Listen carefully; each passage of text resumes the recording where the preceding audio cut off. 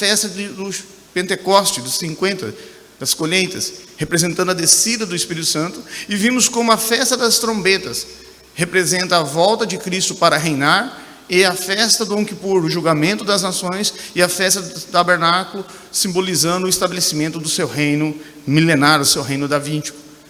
E continuando dentro desse estudo, hoje nós vamos falar sobre o Messias das 7 festas. Porque essas 7 festas só poderia ser cumprida pelo verdadeiro Messias. Mas a pergunta que tem que ser respondida é: como provar que Jesus é o Messias das 7 festas? Então o objetivo de hoje é nós provarmos que Yeshua, Jesus, é o Messias das 7 festas. Não adianta nós dizermos assim: eu sinto que Jesus é o Messias. Um islã sente que Alá é Deus. O hindu sente que Shiva é uma deusa. O que você está querendo dizer com sentir? Nós precisamos ter fatos, provas. Se eu acredito que Yeshua, Jesus, é o Messias das 7 festas, eu preciso apresentar esses fatos. E é isso que nós vamos fazer hoje. Atos capítulo 10, verso 30 e 43 diz assim: todos os profetas dão testemunho dele, de que todo aquele que nele crê recebe o perdão dos pecados mediante o seu nome. Se a palavra de Deus diz que todos os profetas dão testemunho de que Yeshua, Jesus, é o Messias, então eu tenho que encontrar o Messias em toda a Escritura. Ou seja, não alguns profetas dão testemunho. Todos os profetas registraram provas da messianidade, da qualidade de Jesus ser o Messias. E se o Espírito Santo guiou não apenas 50%, ou 70%, ou 90% dos profetas, mas 100% dos profetas, para provar que Yeshua é o Messias, o mínimo que temos que fazer é não apenas dizer que ele é o Messias das 7 festas. Veja bem, somente o verdadeiro Messias poderia cumprir as 7 festas. Festas essas que 3 já se cumpriram, uma está se cumprindo e mais as outras 3 ainda vai se cumprir. Mas para isso, vamos ter que provar. E como nós podemos provar que ele é o Messias das 7 festas? Primeiro ponto, a data. A data do nascimento do verdadeiro Messias está amarrada a um ponto, ao templo, construção e destruição do segundo templo.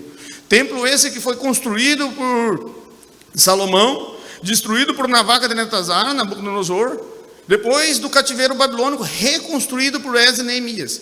E esse segundo templo, reconstruído por Esdras e Neemias, amarrou a data da vinda do verdadeiro Messias. Diz assim: depois das 62 semanas, o ungido será morto, e já não estará. E o lugar santo, a cidade e os santos serão destruídos pelo povo do governante que há de vir. Imagine você conversando com Daniel. Daniel, vem aqui.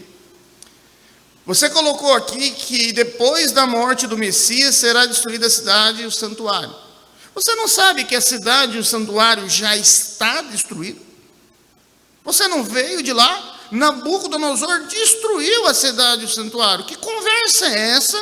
Que depois da morte do Messias será destruída a cidade e o santuário. Pois a cidade e o santuário estava destruído quando Daniel recebeu essa revelação. A resposta de Daniel seria: olha, o que eu recebi de revelação divina é que depois da morte do verdadeiro Messias será destruída a cidade e o santuário. Se a cidade e o santuário está destruída, isso quer dizer que nós temos que sair do cativeiro babilônico, voltar para a Terra Santa, reconstruir Jerusalém, reconstruir o templo. O verdadeiro Messias terá que vir, e após a morte dele tem que ser destruída a cidade e o santuário. É isso ou não é a palavra de Deus? E olha que coisa engraçada. A Babilônia, o Império Babilônio, perde a guerra para os Medo-Persas. Os Medo-Persas, registrados no livro de Esdras, liberam o povo judeu para sair do cativeiro. Os profetas do pós-cativeiro, Malaquias, lembra que Esdras e Malaquias é a mesma pessoa. Veja bem, por isso que você pegar na sua Bíblia vai estar escrito assim: não existe muitas informações sobre Malaquias. O que devia ter embaixo é porque não perguntamos por um judeu. Esdras e Malaquias é a mesma pessoa, que eles colocou no nome do primeiro livro Esdras e o segundo Malaquias, Esdras, Malaquias. Então nós temos o profeta, por exemplo, Esdras, Malaquias, que é a mesma pessoa, Zacarias, Ageu, profetas do pós-babilônico, que reconstruíram o templo. E o templo foi reconstruído, o Messias veio, morre no ano 32, não 33, o ministério dele teve 3 anos, ele começa por volta do ano 30, ou seja, ele começa com 29 anos, então ele morreu na Pessach do ano 32, não 33, pelo menos é o que está escrito na Bíblia. Sei que vocês sabem disso, porque vocês são batistas.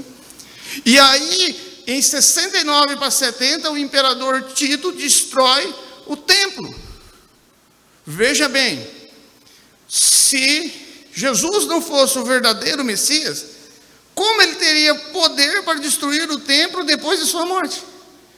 Depois da morte do verdadeiro Messias, tinha que ser destruído o templo e o santuário todo, o Santo dos Santos. Agora veja bem, estatisticamente falando, a possibilidade dessa profecia se cumprir era 0.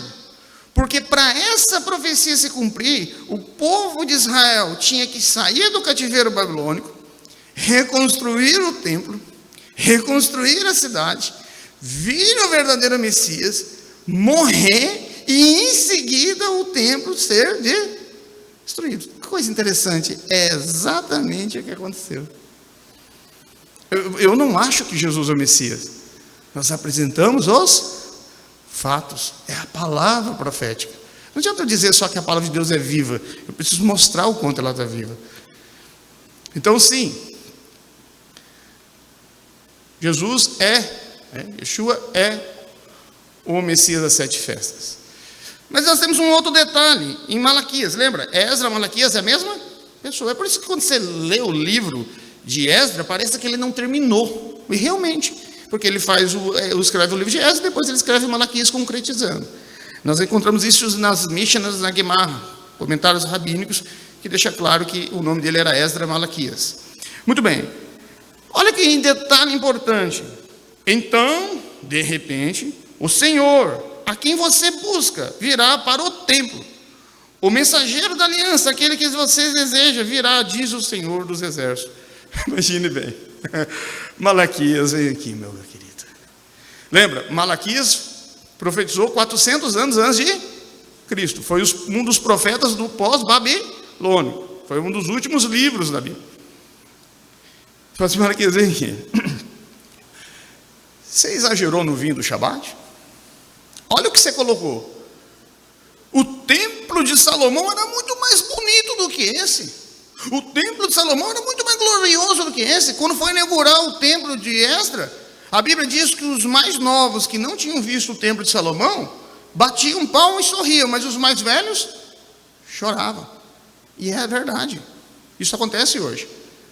Os mais novos, os mais jovens hoje olham para a igreja e sorriem.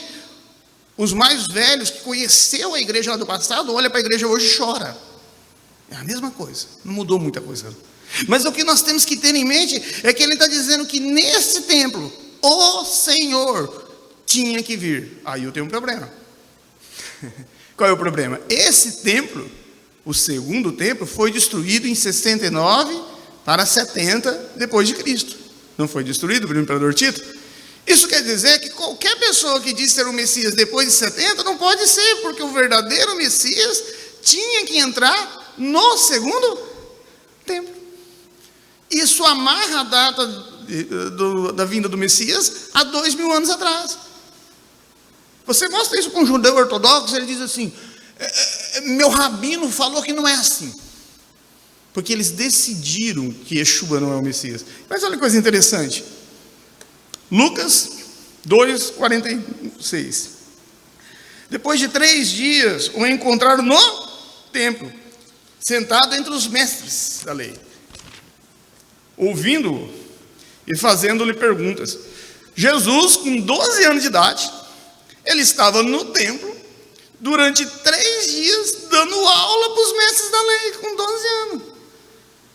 O que a profecia de Malaquias diz? O Senhor virá para esse templo. Mas espera aí. Se Jesus não é o Messias, esse Messias tem que ter vindo até 70 depois de Cristo. Por quê? Porque em 70 depois de Cristo o templo foi destruído. Se tem algum candidato a Messias, tem que ser de 70 para lá. Então, a palavra de Elohim, ela amarrou a data da vinda do Messias. O verdadeiro Messias tinha que morrer e depois o segundo templo ser destruído. O verdadeiro Messias tinha que estar no segundo templo. E foi exatamente o que aconteceu. O Messias veio, se manifestou, foi morto, ressuscitou. Ele entrou naquele templo, ele pregou ali várias vezes, cumprindo a profecia de Daniel, cumprindo a profecia de Malaquias. Veja bem, você não tem como inventar um negócio desse. Você não tem como criar um negócio desse da cabeça. O Espírito Santo estava por detrás de tudo isso. Eu já vi gente falar assim, não, a Bíblia é um livro escrito por judeu para dominar o mundo. Eu falei, gente, nós não somos tão inteligentes assim. A gente põe um óculos, uma camisa nova e disfarça e engana muita gente, mas a gente não é tão inteligente desse jeito assim. Nós não temos essa inteligência toda. Está certo que temos alguns grandes, por exemplo, Salomão, Einstein, né, que era judeu, mas não é para tanto. Então veja que são profetas de períodos diferentes, com um lapso temporal enorme, falando detalhes proféticos que se cumpriram com precisão. Nós temos provas, você pode dizer com toda a convicção, o Senhor Jesus Cristo, o Messias Yeshua, é meu Messias, é meu único, é meu suficiente Salvador. Ele morreu por mim. Nós vamos passar a eternidade nos palacetes celestial, graças ao seu sacrifício. Então, sim, ele é o Messias da 7ª festa. Uma outra profecia interessante de observar, Gênesis 3,15, uma das primeiras profecias messiânicas. Porém, inimizade entre você e a mulher, entre a sua descendência e o descendente dele. Esse lhe ferirá a cabeça e você lhe ferirá o calcanhar. Veja bem, o próprio Messias desce no Éden. Como é que a gente sabe que é o Messias? Porque o Evangelho de João diz que nunca ninguém viu o Pai. Nunca ninguém viu o Pai. Se nunca ninguém viu o Pai, quem que Isaías viu sentado no trono? Quem que Adão e Eva viu? O Messias. Então o próprio Messias desce no Éden e diz, olha, é da semente da mulher, aquilo que nascer da mulher vai esmagar a cabeça da serpente. Ou seja, ele profetizou que o verdadeiro Messias não ia vir primeiramente em seu cavalo branco, glorioso, e já estabelecer o seu reino. Ele tinha que nascer de uma mulher, lembrando das duas serpentes, a serpente física e a espiritual. Ele olha para a serpente física e diz, você arrastará o seu ventre. Agora, depois ele vai conversar com a serpente espiritual, ou seja, Satanás. Ele diz, colocarei inimizade entre a descendência da mulher e o seu descendente. O que está escrito em João 8,44? Jesus disse para os fariseus, o vosso pai é o diabo. Quando nós olhamos, por exemplo, lá em Atos 13:10, nós vimos os apóstolos chamando aqueles falsos irmãos de filhos do diabo. Então, quem são os descendentes de Deus? São aqueles que se tornaram filhos de Deus pelo sangue do Messias. E os descendentes da serpente espiritual. Lembra que Jesus falou para os fariseus? Vosso pai é o diabo, os filhos do diabo. É duro, mas é a verdade. E olha que interessante, Isaías falando sobre isso, capítulo 9, verso 6. Porque um menino nos nasceu, um filho nos foi dado, o governo está sobre os seus ombros. Ele será chamado maravilhoso, conselheiro, Deus poderoso, Pai da eternidade e príncipe da paz. Eu tenho um problema aqui. Um menino nos nasceu. Ele tinha que nascer de uma mulher comum, mas ele é Deus. O nome dele é Deus Todo-Poderoso. Deus e menino. Deus, olha, Jesus sempre mostrou isso. Ele está lá dormindo no barco. Quando ele está dormindo, ele mostra a sua posição de menino, homem.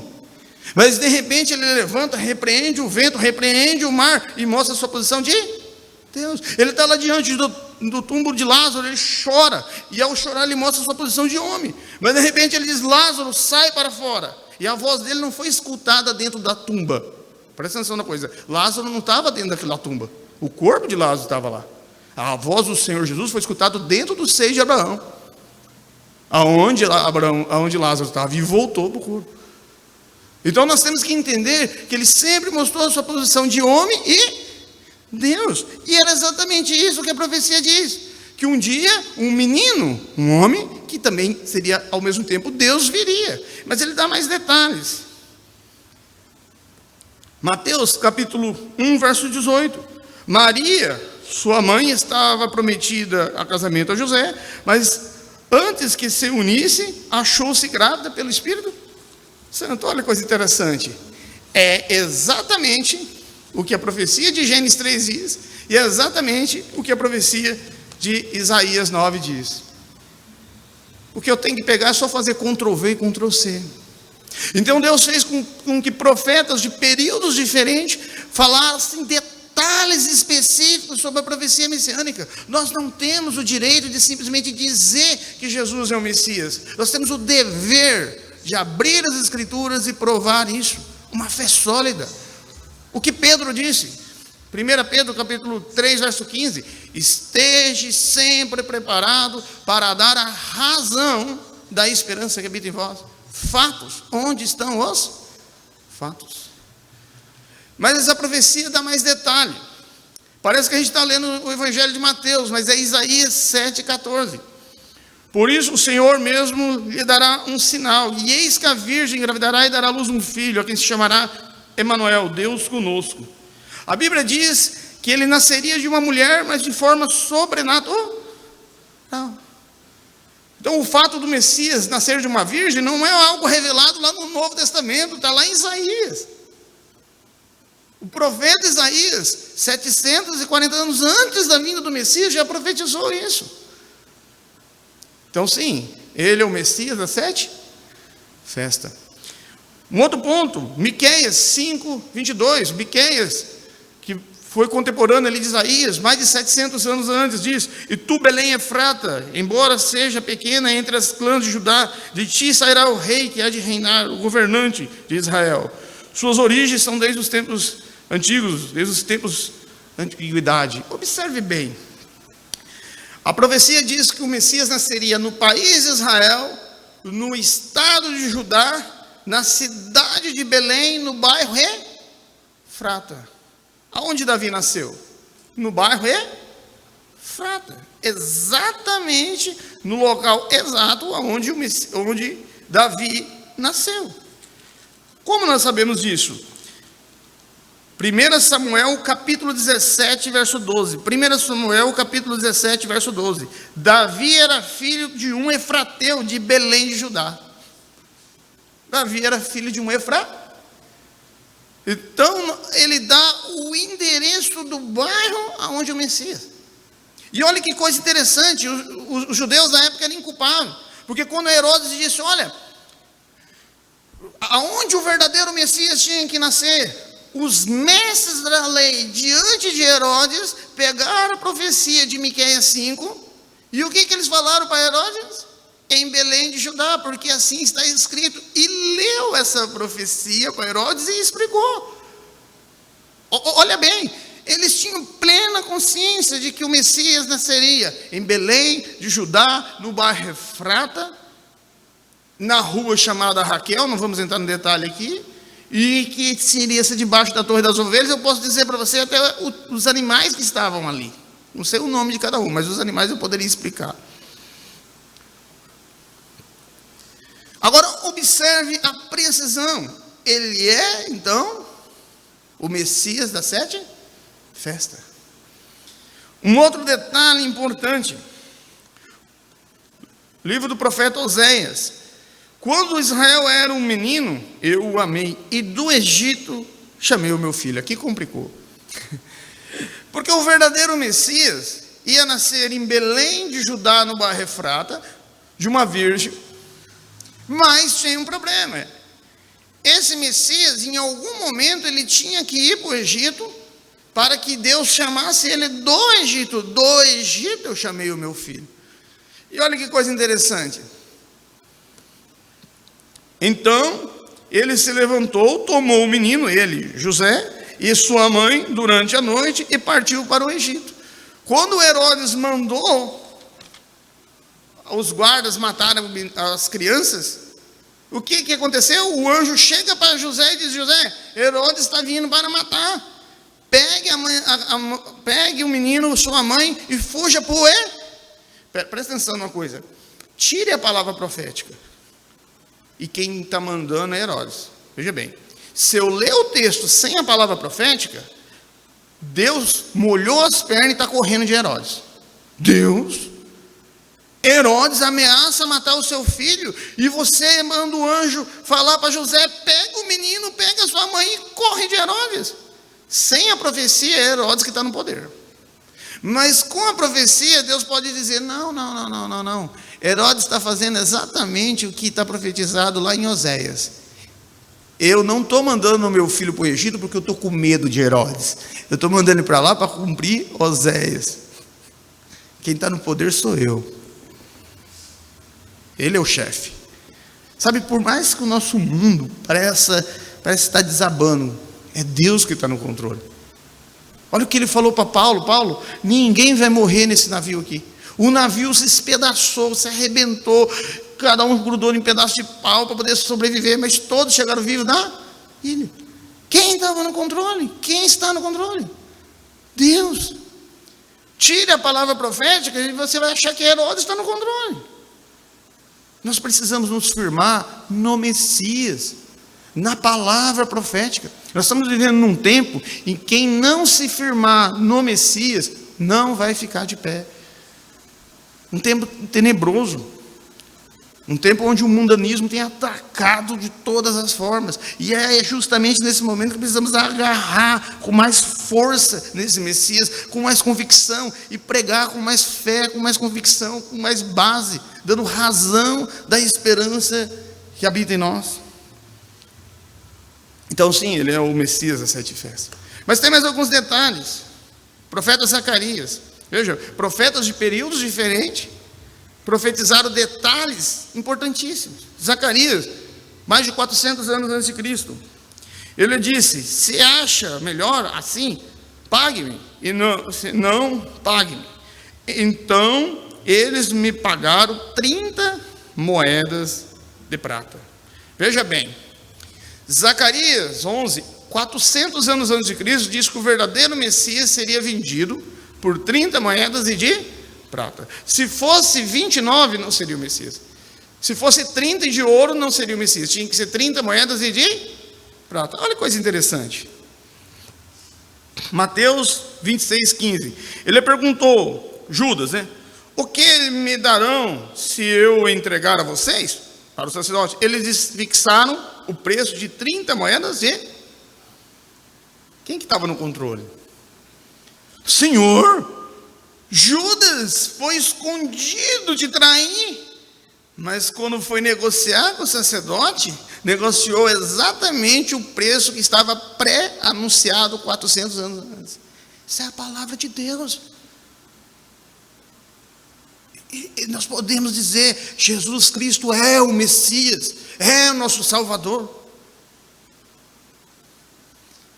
Então sim, ele é o Messias das 7 festas, mas tem um problema com essas 30 moedas. Eu fico impressionado que a palavra de Deus, ela dá detalhes, e a gente, quando entendemos isso, a gente fica arrepiado. Eu não consigo ficar um dia longe dela, porque é impressionante. Diz assim: por isso tomei as 30 moedas de prata e as atirei no templo do Senhor. Falou, olê. Zacarias, imagina você conversando com Zacarias. Zacarias, vem aqui. 400 anos antes de Cristo. Olha a conversa que você está vindo para cima de mim.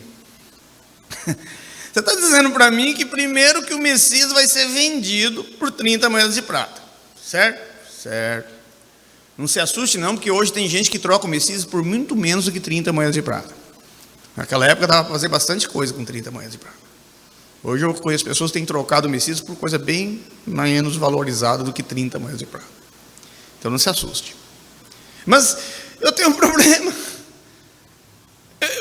A profecia diz que o homem que vendesse o Messias não poderia gastar uma moeda. Ele tinha que jogar todas no templo. Vamos, Zacarias, pelo amor, peraí. Você vir com essa conversa de que o Messias será vendido por 30 moedas de prata já é um absurdo. Mas agora o homem que vendeu o Messias, ganancioso, ele ama o dinheiro e ele vai jogar o dinheiro fora. Vai. E tem que ser no templo, se jogar em qualquer outro lugar. Olha que coisa interessante. Quando Judas viu que Jesus tinha sido preso, olha o que diz aqui. Então Judas jogou o dinheiro dentro do templo, saiu e foi enforcar-se. Judas chegou para o sacerdote e disse: eu traí sangue inocente. Quando ele viu Jesus sendo capturado, ele disse: eu traí sangue inocente. O remorso, veja bem, não foi arrependimento, foi o remorso. Existe um abismo muito grande entre arrependimento e remorso. Pedro teve arrependimento, ele voltou para Cristo. Judas teve remorso, ele foi se enforcar. O arrependimento traz para você para perto de Cristo, o remorso leva para longe. Então não confunda arrependimento com remorso. Ele teve um grande remorso. E o que o sacerdote falou para ele? Nós não temos nada com isso. O problema é teu. Quem traiu o sangue inocente foi você. E o que aconteceu? Ele olhou para aquele dinheiro, ele jogou no templo e foi se enforcar. Olha que coisa interessante. Parece muito com o que está escrito em Zacarias, né? Está batendo exatamente. Então sim, o nosso Messias seria vendido por 30 moedas, tinha que ser de prata, e o homem que vendesse o Messias não poderia usar o dinheiro e não poderia jogar o dinheiro em outro lugar. Você entende? Quando a profecia foi dita há mais de 400 anos, havia mais a possibilidade dela não se cumprir, era muito maior do que ela se cumprir. Estatisticamente falando, qual era a possibilidade de uma profecia dessa se cumprir se o Espírito Santo não está por detrás? Então sim, ele é o Messias da Pessacha. Zacarias 9:9. Alegrar-se muito, filha de Sião, exultai, ó filha de Jerusalém, eis aí vem o seu rei a você, justo e vitorioso, humilde, montado num jumentinho, cria de jumenta. Zacarias diz que o verdadeiro Messias entraria primeiramente montado no jumento em Jerusalém, sua entrada triunfal. Isso aqui não está, o que está escrito em Mateus é só um registro dessa profecia. Mas olha que coisa interessante. Trouxeram a jumenta e o jumentinho, colocaram sobre eles os seus mantos e sobre ele Jesus o montou. Na verdade, aquela imagem que a gente vê do jumentinho vindo não é uma imagem correta, porque a Bíblia diz que será jumenta e o jumentinho. Então o que foi o seguinte: o jumentinho não ia ser a mãe. Então foi 2 jumentos, a jumenta e o jumento. Você está vendo aqui 2 jumentos? A pergunta é: por que 2? Porque tinha a jumenta e o jumentinho. Ele montou na jumenta velha ou no jumentinho novo? No novo. Porque o jumento novo simbolizava o judaísmo messiânico que aceitou Jesus. E a jumenta velha simbolizava o judaísmo não messiânico, ortodoxo, que o recusou. Então ali já tinha a profecia. Mas é interessante notarmos a precisão. O verdadeiro Messias tinha que entrar em Jerusalém não montado num camelo, não montado num cavalo branco glorioso. Essa é a sua segunda vinda. Ele virá no seu cavalo branco glorioso. Apocalipse capítulo 19, verso 19. Está lá. Ele virá. Isaías 63. Ele vem montado num cavalo branco glorioso. Isaías 63. Mas aqui ele tinha que entrar especificamente na cidade de Jerusalém, montado num jumento. E uma coisa interessante é que na tradição judaica, quando um rei vinha montado num jumento, sem espada na mão, simbolizava que ele vinha em paz. E quando ele vinha montado no seu cavalo com a espada na mão, simbolizava que ele vinha para a guerra. E olha só que interessante, quando Jesus voltar, ele vai vir com uma espada, que é a palavra da sua boca, montada no cavalo branco, e ele não vai vir para salvar a uma pessoa, ele vai vir para salvar Israel, matar todo o império da besta, e colocar os seus pés no monte de Oliveira, não mais banhado no seu sangue, mas no sangue dos gentios que o desafiou. Isaías 63. Não é uma história muito boa para contar para criança antes de dormir. Muito bem. Ele é o Messias das 7 festas. Mas tem mais detalhes. Ele diz: a pedra que os construtores rejeitaram veio a ser a principal pedra angular. Salmo 118, 22 é um salmo messiânico, fala do Messias. Tem gente que acha que salmo é só para cantar, mas a maior parte dos salmos são salmos proféticos que apontam para o Messias, como o Salmo 22, como o Salmo 118, o Salmo 110, o Salmo 2, são salmos messiânicos. E é interessante notarmos que ele diz que ele seria registrado pelos construtores. Os construtores aqui não é todo Israel, é a direção, é a administração de Israel. Então o verdadeiro Messias não seria recusado por todo Israel. Paulo é um judeu, se converteu, Pedro é um judeu. A igreja no início começou com judeus convertidos. Depois que foi entrando no gentil, e hoje estamos nessa situação. Mas enfim, muito bem. Agora, observe bem o que Pedro falou no seu discurso. Esse Jesus é a pedra que vocês construtores, ele chamou a direção de Israel, vocês construtores rejeitaram, e que se tornou a pedra angular. Não há salvação em nenhum outro, pois debaixo do céu não há nenhum outro nome dado entre os homens pelo qual importa que sejamos salvos. Então Pedro pega o Salmo 118 e taca na cara da direção de Israel, dizendo: olha, aquela pedra que os construtores rejeitaram, vocês são os construtores, Jesus é aquela pedra. Vocês leem a Parash Shabua, a porção da semana, vocês estudam nas yeshivas, as escolas bíblicas rabínicas, vocês leem a lei, os profetas, todos os Shabbat nas sinagogas, vocês fizeram o Bar Mitzvah com 12 anos, e vocês passaram por cima de todas as profecias, porque a lei e os profetas gritam que Yeshua é o Messias. E nós não podemos simplesmente dizer que ele é. Nós precisamos abrir as Escrituras e provar isso. Muito bem. Estou acelerando aqui, que eu prometi para minha esposa que hoje eu não ia estourar muito o horário. Então, ela está ali de olho em mim, diz que qualquer coisa vem aqui também. É por isso que eu trouxe ela hoje. Normalmente, quando eu coloco minha camiseta rosa, eu estouro o horário. Então, muito bem.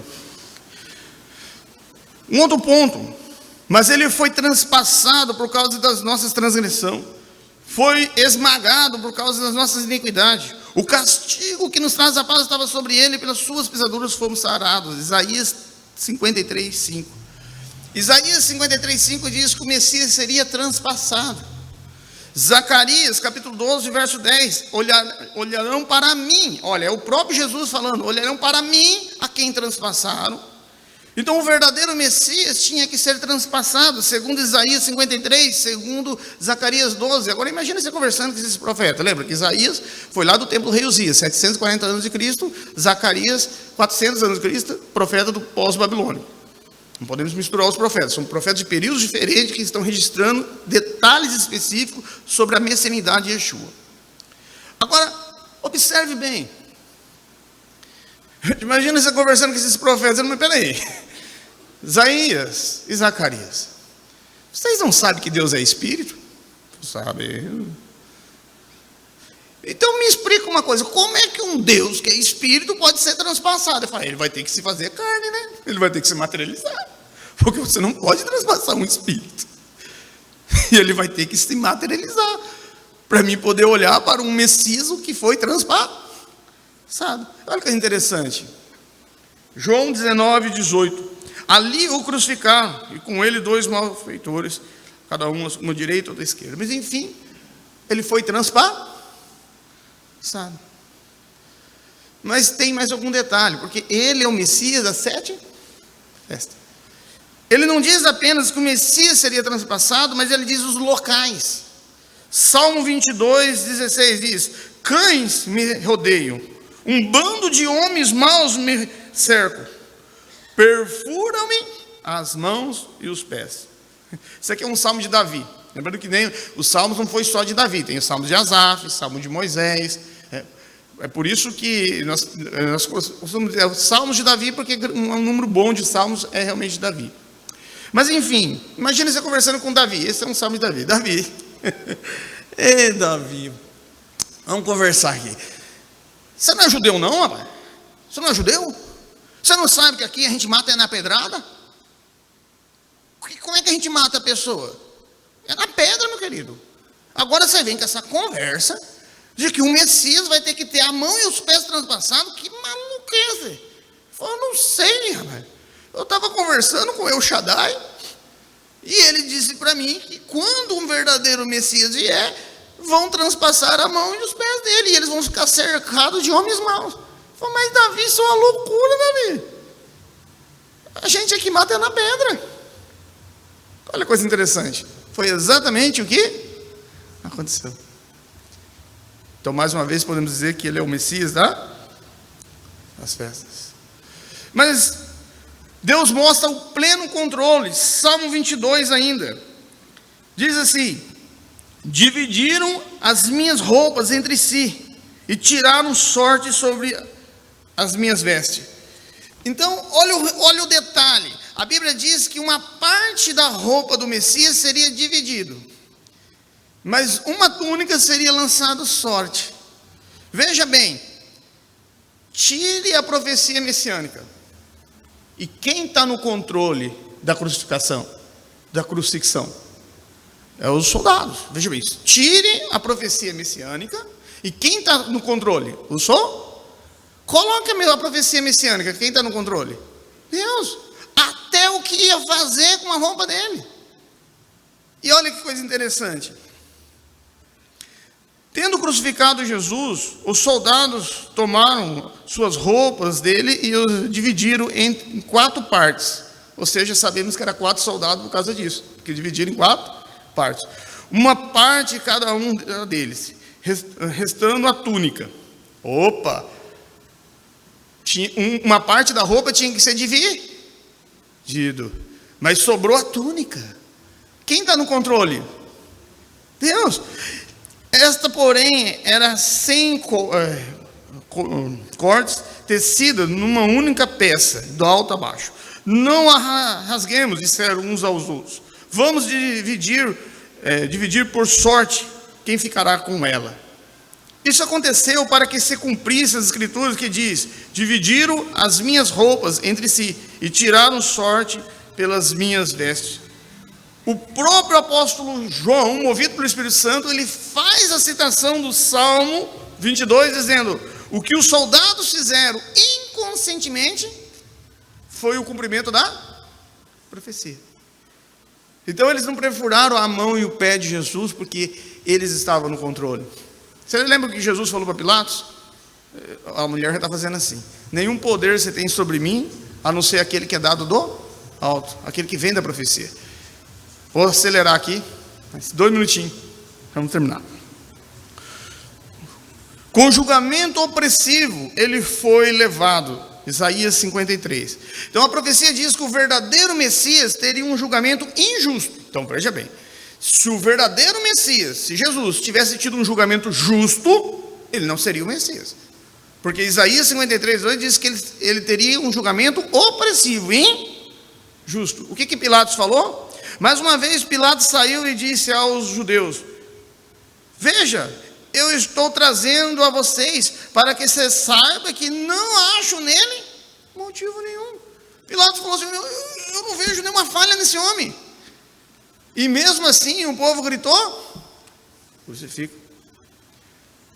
Estou acelerando aqui, gente. Foi-lhe dado um túmulo com os ímpios, e com o rico esteve na sua morte. Opa! Veja bem, se um homem pobre fosse sepultar o Jesus, ele não seria o Messias. Só uns minutinhos, já estou encerrando. Veja bem, Isaías 53, 9. Ele tinha que estar com o rico. Ou seja, nenhum de nós aqui estávamos qualificados para poder sepultar Jesus. Porque a maioria aqui de nós só vive no crédito. É verdade. A coisa está tão feia que se eu chamo a mulher de bem, o banco já quer empenhorar. Bens aonde? Onde está o bem? Vamos empenhorar. Tem que chamar de amor, chamar de bens, o banco já quer empenhorar. Mas enfim,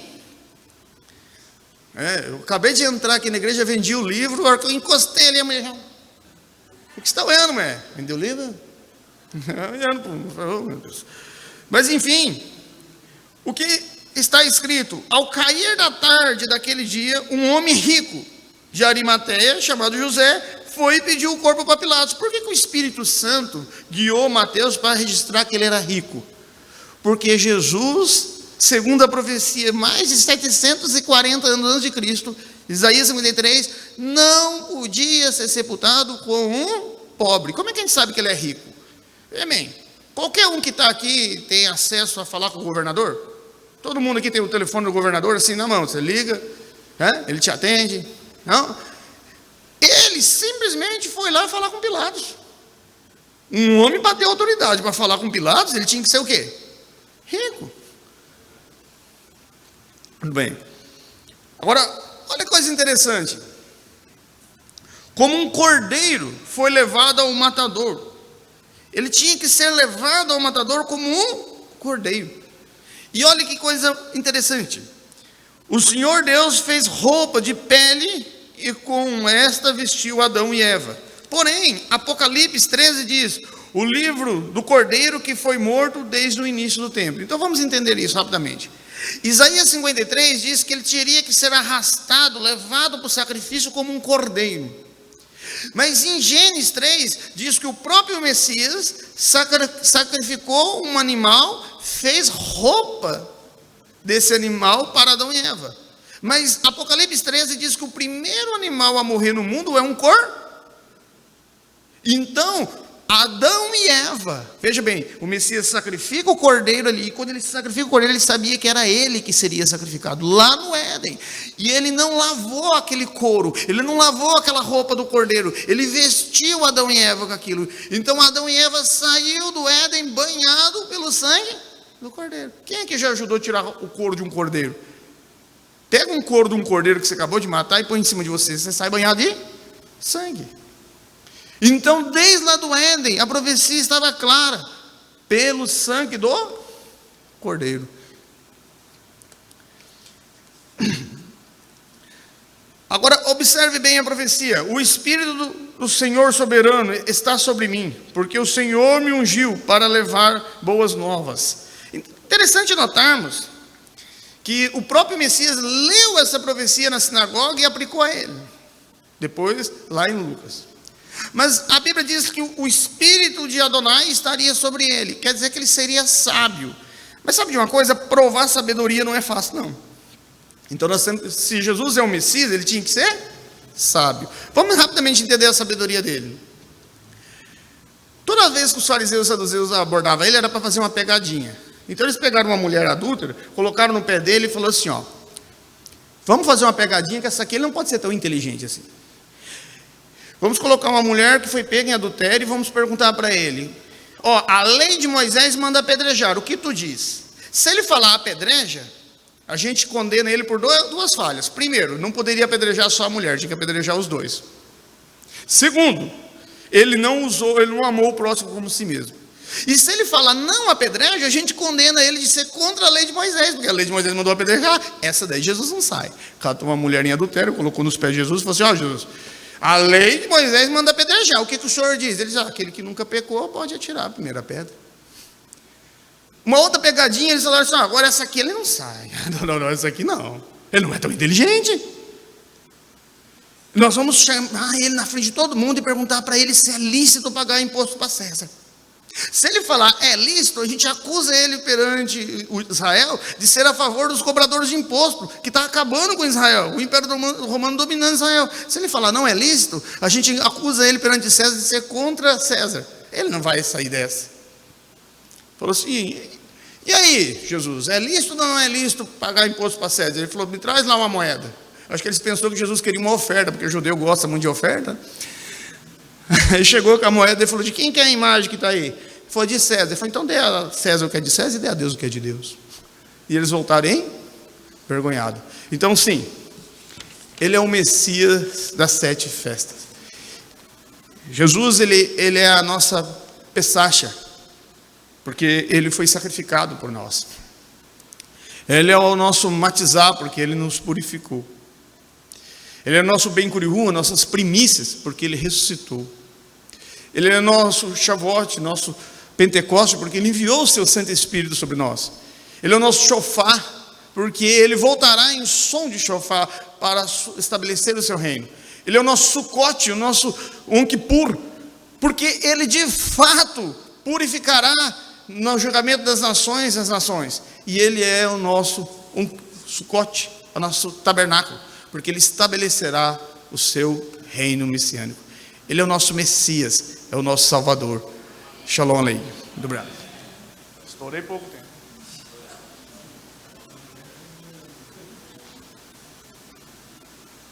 Por isso que é bom ter um freio de mão, né?